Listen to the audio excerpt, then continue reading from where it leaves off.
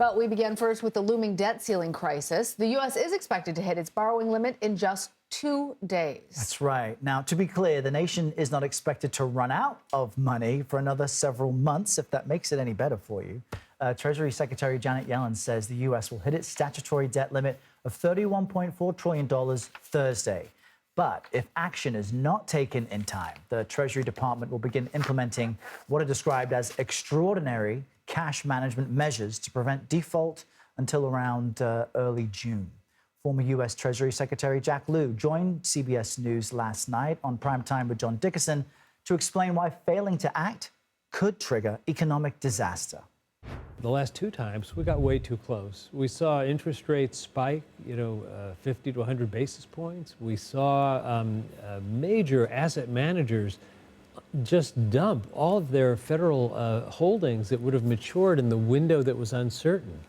We're in a time now that's different than either 2011 or 2013. We're coming out of the pandemic economy. We're coming out of massive monetary and fiscal policies. There have been some kind of bumpy days in Treasury markets just because of the situation after the pandemic.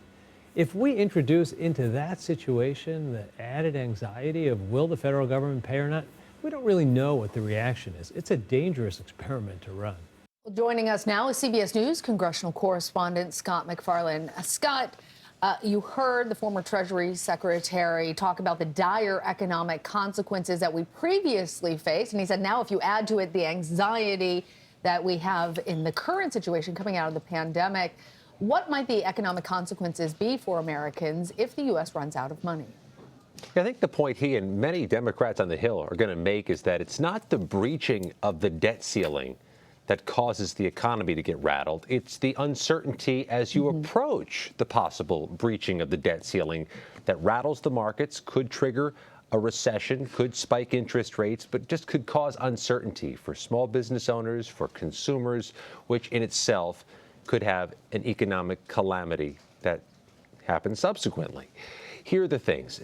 You see what they'll do immediately is try to avoid those very dynamics from happening. They don't want to withhold Social Security benefits. They don't want to stop paying federal workers, and they don't want to see mortgage rates and interest rates spike. So what the Treasury is going to do, effective Thursday, is halt payments to some of the things they feel that they can safely halt payments to and buy some more time, to some retiree health benefit programs, to some government security investments, things they'll make good on down the road, but they can stop in the meantime and buy Congress a few weeks or a few months to try to navigate this and avoid a debt ceiling breach. But that's all it is. It's buying of time.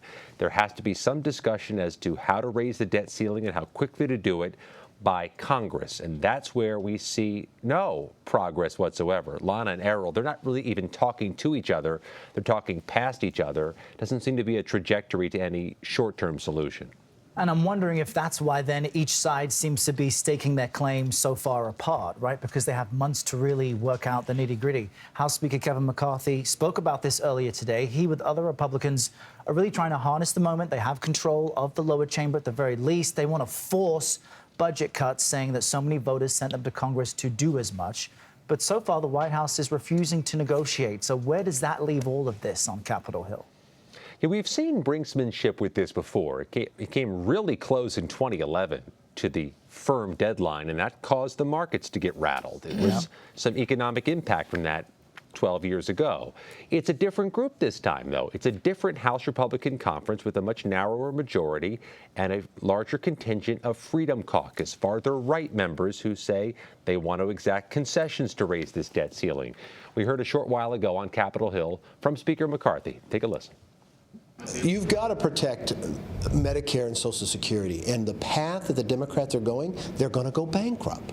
So the thing I look at is, let's sit down and find a place that we can protect Medicare and Social Security for the future generations. Let's put our house in order in how we're going to spend, and let's make the investments we need to make America stronger. He is discussing items he'd like to negotiate for the debt ceiling to be raised. But Democrats and the White House say you don't negotiate over this. Negotiating over this is itself dangerous. dangerous because it sets a precedent for deals in future debt ceiling crises.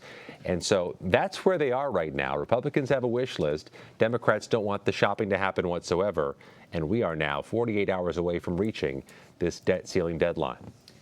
Bottom line, Scott, how seriously is Washington taking these deadlines? Do you think that there's any chance that the debt ceiling will be raised by the Thursday deadline?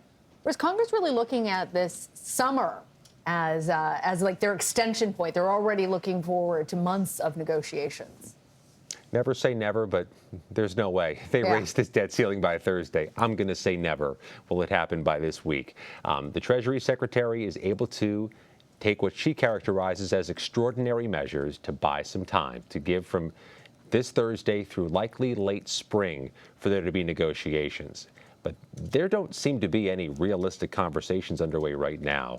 There's been brinksmanship before. It's never been breached. But again, just flirting with this has an economic impact, and we could start feeling that as early as this week. Very true. All right, Scott MacFarlane, we appreciate you joining us to talk about this. Thank you.